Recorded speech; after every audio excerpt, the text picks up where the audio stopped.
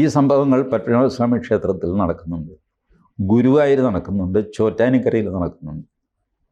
Highlight ചെയ്യപ്പെടുന്നില്ല, കാണുന്നില്ല. പലപ്പോഴും പത്രങ്ങൾ അത് റിപ്പോർട്ട് ചെയ്താലേ നമ്മൾ അറിയുള്ളൂ. ഇതൊക്കെ കൊണ്ടാണ് കേരളത്തിൽ ഒരു ടെമ്പിൾ സ്ക്വാഡുണ്ട്. സിനിജിക്കറിയാമോ? ക്ഷേത്ര മോഷണങ്ങൾ പിടിക്കാനായിട്ട് ഒരു പ്രത്യേക സ്ക്വാഡ് വേണ്ടി വരുന്നു. അപ്പോൾ എത്ര മോഷണം നടക്കുന്നുണ്ടെന്ന് ആലോചിച്ചാൽ മതി.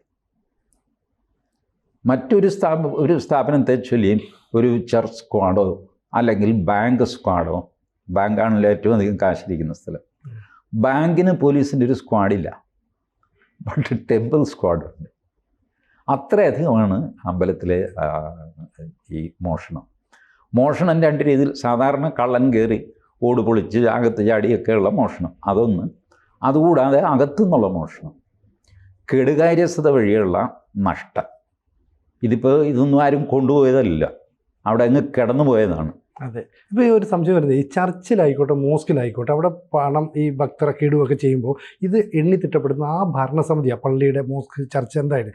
ഇവിടെ ഈ ക്ഷേത്രങ്ങളുടെ കാര്യത്തിൽ വരുമ്പോൾ ഈ ദേവസ്വം ബോർഡ് വരുന്നു. അപ്പോൾ ദേവസ്വം ബോർഡ് എന്ന് പറയുന്നത് സർക്കാരിൻ്റെ നിയന്ത്രണത്തിൽ പോകാതെ ഈ ക്ഷേത്രങ്ങളുടെ ഒരു ഉപദേശക സമിതി രൂപീകരിച്ച് അവരാണ് ഹാൻഡിൽ ചെയ്തെങ്കിൽ ഇത്തരം ഈ വീഴ്ചകൾ സംഭവിക്കുമായിരുന്നില്ലല്ലോ. അല്ല, അത് ഒരു ഇലാബറേറ്റ് സ്കീം അതിനുണ്ടാക്കണം. കൂടുതൽ വാർത്തകളും വിശേഷങ്ങളും നിങ്ങളിലേക്ക് എത്താൻ ABC മലയാളം സബ്സ്ക്രൈബ് ചെയ്യുക, ബെൽ ബട്ടണും അമർത്തുക.